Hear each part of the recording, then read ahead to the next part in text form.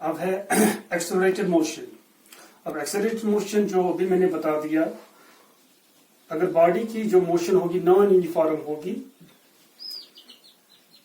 Form motion, और उसी non uniform motion को हम कहते हैं एक्सेलरेटेड मोशन। अब ये जो नॉन यूनिफॉर्म मोशन होती है तो उस वक्त क्या होता है, जो वेलोसिटी होती है, velocity of an object is changing continuously with time। ठीक है ना? तो जब velocity of an object change हो जाएगी कंटिन्यूसली विद टाइम, तब हम कहते हैं जो मोशन होगी ऑब्जेक्ट की उसको हम कहते हैं नॉन यूनिफॉर्म मोशन। ठीक है ना? इसी नॉन यूनिफॉर्म मोशन को हम क्या कहते हैं, एक्सेलरेटेड मोशन। तब हम एक्सेलरेटेड मोशन कैसे डिफाइन करेंगे? देन एक्सेलरेटेड मोशन जो है तो कैसे डिफाइन होगी? Is defined as a body is said to have accelerated motion,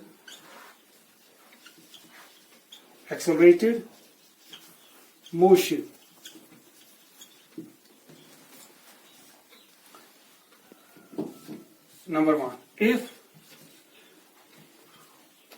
its velocity is changing continuously with time during motion। Okay, तब हम कहेंगे जो मोशन होगी बॉडी की उसको हम कहेंगे उस वक्त एक्सेलरेटेड मोशन। या इस तरह भी कह सकते हैं, और इस तरह भी कह सकते हैं,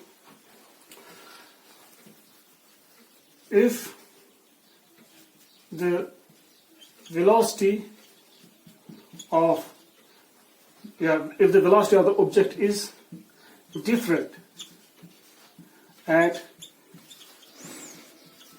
different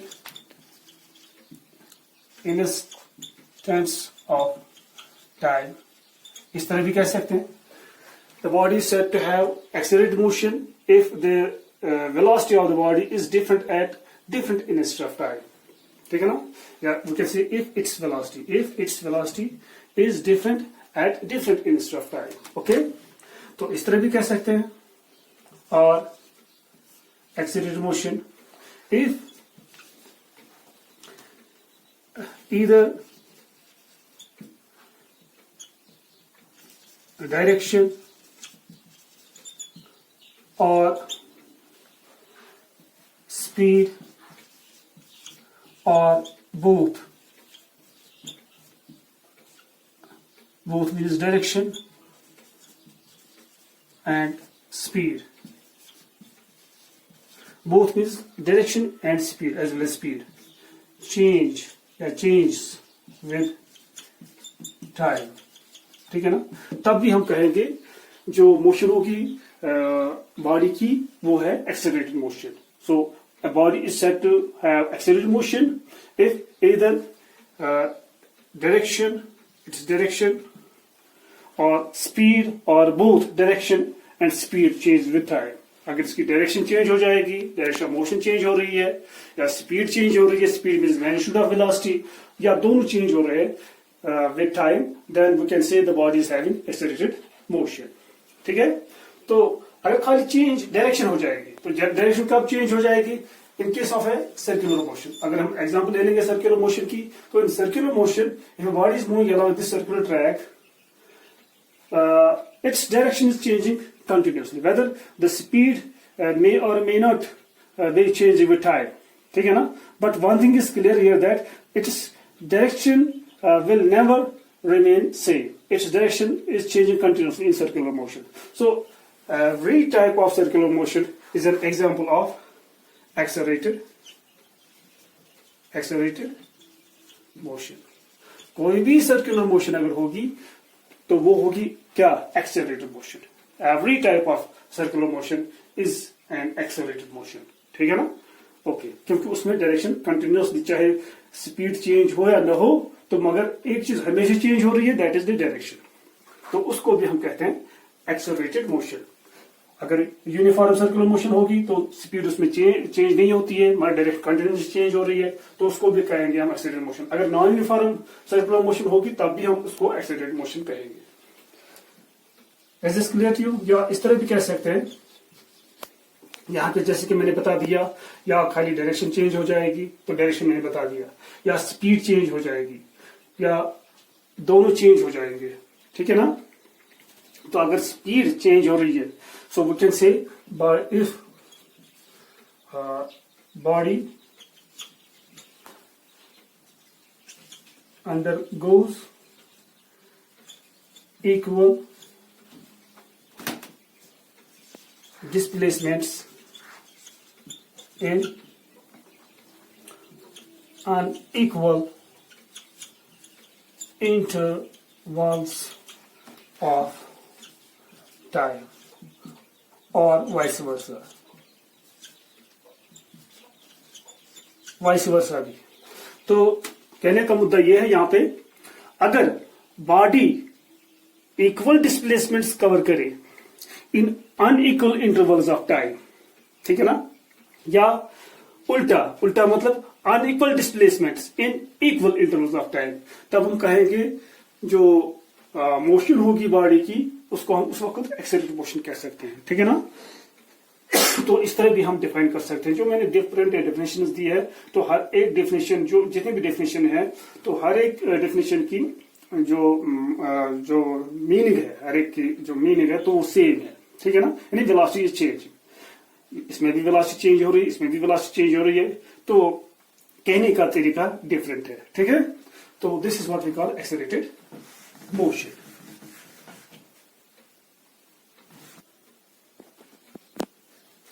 ये होगी क्वालिटेटिव डेफिनेशन। अब है क्वांटिटेटिव डेफिनेशन, ये एक्सेलरेशन कैसे मेजर करते हो, ठीक है ना। तो एक्सेलरेशन, मान लीजिए एक बॉडी जा रही है along a straight track and the motion is accelerated motion, तो obviously इसकी जो वेलोसिटी होगी, its velocity will be different at different instant of time। मान लीजिए यहाँ पे इसकी वेलोसिटी है 2 मीटर पर सेकंड, तो यहाँ पे 3 मीटर पर सेकंड, तो 4 मीटर पर second, and so on। So it is clear here that the velocity is changing continuously. There is different velocities at different instants of time. Okay? So in this case, अब अगर velocity major करनी होगी तो कैसे करेंगे, ये sorry, अगर acceleration major करनी होगी तो कैसे करेंगे एक्सेलरेशन मेजर। तो एक्सेलरेशन मेजर करने का तरीका ये है, हम एक इंटरवल ले लेंगे, एक इंटरवल। तो इसमें देखेंगे अगर वेलोसिटी चेंज हो रही है तो कितनी वेलोसिटी चेंज हो रही है यहां से यहां तक, और कितना टाइम लगा यहां से यहां तक, टाइम टेकन, ठीक है ना। तो यहां से यहां तक how much is the change in velocity, कितनी चेंज हुई है velocity, is this clear to you. तो अगर हम वो मेजर करेंगे चेंज इन वेलोसिटी, ठीक है, वेलोसिटी चेंज हो रही है, वो मेजर करेंगे चेंज इन वेलोसिटी कितनी हो रही है, तो कितना टाइम लगा है, 10 में टाइम मेजर करेंगे डिवाइड बाय टाइम टेकन। तो जो यहां से वैल्यू आएगा उसी को हम कहते हैं एक्सेलरेशन, ठीक है ना। So how can we define the acceleration. So acceleration is defined as the change in velocity per unit time. So what is acceleration? Acceleration is defined as, we can say change in velocity per unit time, इस तरह से, या rate of change भी कह सकते हैं, rate of change। So rate of change in velocity of an object per unit time is what we call acceleration of the body. Is this clear to you? इस तरह से हम acceleration define कर सकते हैं। Is this clear? शाबाश। अब जो acceleration होती है तो इस तरह भी लिख सकते हैं हम, change in velocity, मान लीजिए delta v with the change in velocity divided by time taken, so delta t is the time taken, ठीक है ना। तो यहाँ पे मैं दिखा दूंगा, एग्जाम्पल दिखाएंगे। Body suppose in one dimension motion यहाँ पे हम डिस्कस कर रहे हैं, body is moving along straight track, तो यहाँ पे जो टाइम है इट इज t1, यहाँ पे जो टाइम है इट इज t2, यहाँ पे इसकी वेलोसिटी थी v1, तो यहाँ पे वेलोसिटी है v2।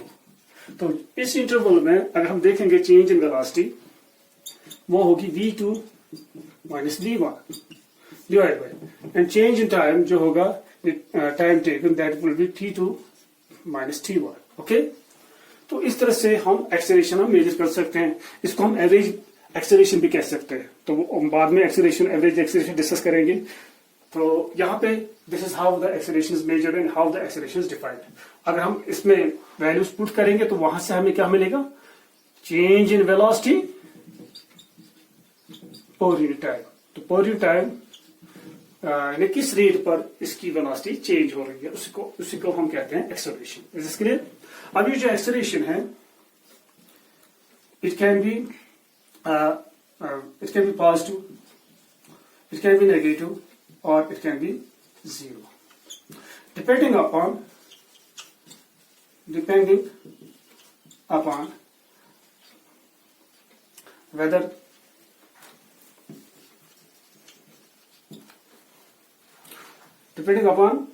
whether the change in velocity is zero or positive or negative. So what I mean to say, जो एक्सेलरेशन है ये नेगेटिव भी हो सकती है, ये पॉजिटिव भी हो सकती है, जीरो भी हो सकती है, in according to what? In according to the change in velocity. So अगर चेंज इन वेलोसिटी जीरो होगी तो एक्सेलरेशन भी जीरो होगी। अगर चेंज इन वेलोसिटी पॉजिटिव है तो एक्सेलरेशन भी पॉजिटिव है, अगर चेंज इन वेलोसिटी नेगेटिव है तो एक्सेलरेशन भी नेगेटिव होगी। तो कैसे, ये यहाँ पे थोड़ा सा एक्सप्लेन करेंगे कैसे।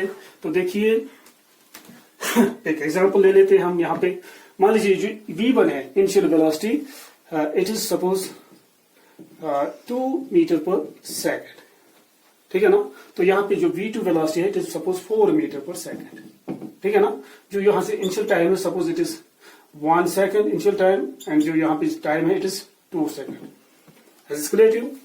तो अगर हम यहाँ पे देखेंगे जो इनिशियल वेलोसिटी है, initial velocity 2 metre per second, ठीक है ना। इस वेलोसिटी को हम एरो से रिप्रेजेंट कर सकते हैं। तो डायरेक्शन क्या होगी वेलोसिटी की यहाँ पे, this is the direction of velocity towards right, okay, towards east. Okay, this is the direction of velocity in this case. So ये हम v1 से रिप्रेजेंट करेंगे 2 यूनिट्स, तो 2 यूनिट्स मैंने दिखा दिया। तो यहाँ पे v2 रिप्रेजेंट करेंगे, एरो से रिप्रेजेंट करेंगे तो उसकी डायरेक्शन भी सेम है। तो कितने यूनिट्स आएगा, तो एरो से हम रिप्रेजेंट करेंगे 4 units, 1 2 3 4 units is 4 metre per second, ठीक है। अब यहाँ पे चेंज इन वेलोसिटी देखनी है। तो एक्सेलरेशन जैसे कि मैंने बता दिया, acceleration is represented by a arrow is equal to change in velocity v2 minus v1 divided by t2 minus t1। Is this clear to you? Okay, so it can be written as delta v by delta t। तो इस तरह ये expression है change in velocity. तो हमें देखनी है पहले चेंज इन वेलोसिटी, वेलोसिटी में कितनी चेंज है। अब देखिए it is one dimensional motion, ठीक है ना। तो एक्सेलरेशन की जो डायरेक्शन है इन दिस केस वो हमें बतानी है। मगर अब यहां पे जो v2 एंड v1 है, नाउ इन दिस केस जो चेंज इन वेलोसिटी होगी, जैसे कि मैंने यहाँ पे बता दिया, एक्सेलरेशन पॉजिटिव होगी या नेगेटिव होगी या जीरो होगी, ये किस पे डिपेंड कर रहा है, जो चेंज इन वेलोसिटी है। अगर वो जीरो होगी तो एक्सेलरेशन भी जीरो है, पॉजिटिव है ये भी पॉजिटिव है, नेगेटिव ये तो ये भी नेगेटिव होगी। तो यहाँ पे देखते हैं चेंज इन वेलोसिटी क्या है। Change in velocity in this case, तो चेंज इन वेलोसिटी मैग्नीट्यूड देखेंगे इसका, magnitude of change in velocity, तो वो किसके बराबर होगा। तो यहाँ पे जो it is v2 minus v1 करना पड़ेगा, it is v2 minus v1, जैसे मैंने यहाँ पहले लिखेंगे change in velocity is equal to v2 minus v1। अब देखो बेटा, जो v2 की डायरेक्शन है वो ही v1 की डायरेक्शन, दोनों की डायरेक्शन सेम है, मगर माइनस करना पड़ेगा। तो जो मैग्नीट्यूड होगा यहाँ पे ऑफ चेंज इन वेलोसिटी वो किसके बराबर होगा, v2 माइनस v1 के बराबर। डायरेक्शन रखने की जरूरत नहीं है क्योंकि दोनों की डायरेक्शन सेम है। जब हम माइनस करेंगे तो यहाँ पे 4 को 2 माइनस करना पड़ेगा, 4 माइनस 2, तो यू विल गेट 2। सो बड़े जो 4 को 2 माइनस करना पड़ेगा and you will get positive value here in this case. So change in velocity in this case is positive. ठीक है ना. एक तो बड़ा वेक्टर है, दूसरा एक ये छोटा है, दिस बिगर वन. ठीक है ना. बिकॉज 4 यूनिट्स यहां तक एरो है, तो इसमें से ये माइनस करना पड़ेगा. तो जो डायरेक्शन रहेगी, डायरेक्शन क्या होगी, same as that of the bigger vector. Bigger vector की डायरेक्शन है towards right. Is this clear to you? तो यही डायरेक्शन, तो इसका मतलब ये delta B is positive. Is this clear to you? एक एग्जांपल मैं देता हूं. In this case what about velocity? Velocity is increasing, so it means that if number one, if velocity is increasing with time, अगर velocity increase हो रही है, then acceleration क्या होगी? Acceleration is positive because change in velocity is positive. अब ये यहाँ पे आपने देखा कि अगर वेलोसिटी इंक्रीज हो रही है विद टाइम, वेलोसिटी इंक्रीज हो रही है, पहले कम वेलोसिटी है, उसके बाद ज्यादा वेलोसिटी है, तो चेंज इन वेलोसिटी उस वक्त पॉजिटिव होगी. ठीक है ना. अब अगर चेंज इन वेलोसिटी पॉजिटिव है तो एक्सेलरेशन इज पॉजिटिव. तो इसी तरह से if velocity is decreasing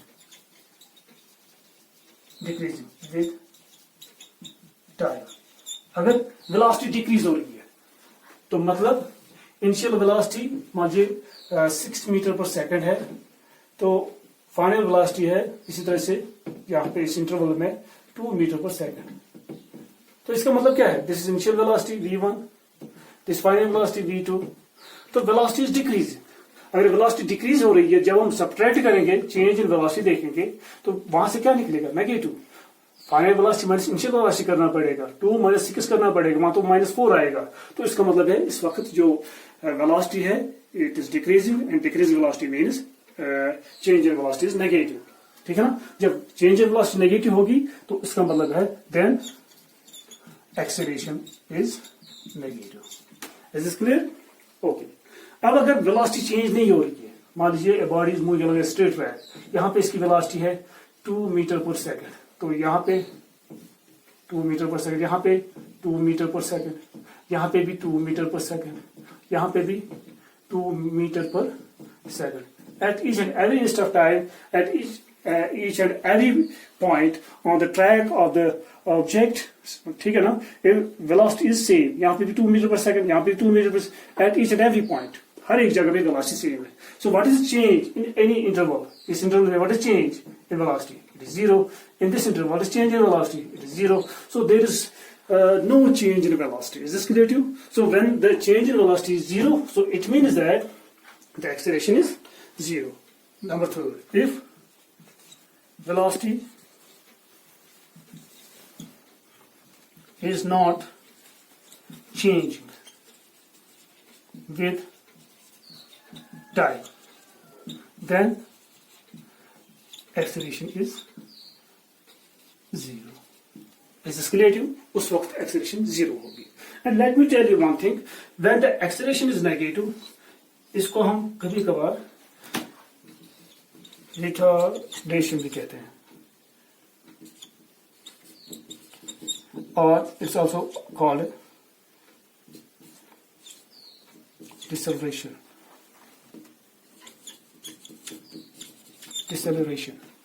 It is sometimes called retardation or deceleration. So retardation means negative acceleration, deceleration means negative acceleration. Is this clear to you? Okay. अब है ये वही डायरेक्शन हमने डिस्कस की है, तो इसी तरह से अब हम डिस्कस करें इसका जो एसआई या MKS यूनिट है, वो है as it is according to the definition, the acceleration is defined as change in velocity divided by time taken. Okay, so what is the unit of velocity? As you know, it is meter per second. And what is the unit of time? It is second. So It can be written as S भी नीचे जाएगा. It can be written as meter per second square, or sometimes we write it as m into s raised by minus 2. इस तरह से meter per second square is the SI unit or MKS unit of acceleration. Is this clear? Of a dimensional formula. Dimensional formula. So वो क्या होगी dimensional formula of acceleration? It is clear here that from the unit of the acceleration, इसमें mass नहीं है कहीं पे. So m is 0. M is meter. Meter is the unit of length. So it contains a unit of length 1. ठीक है ना? L1. And S is unit of second. So it contains time. तो time कितनी बार है? Unit इसका है -2. सो यहाँ पे -2 आएगा. So it means that the acceleration is having 0 dimension mass, 1 dimension in length, and -2 dimension is in time. Is it clear to you? ये हो गया इसका SI unit and this what we call MKS unit and dimensional formula. इसके dimensions कितने हैं? अब है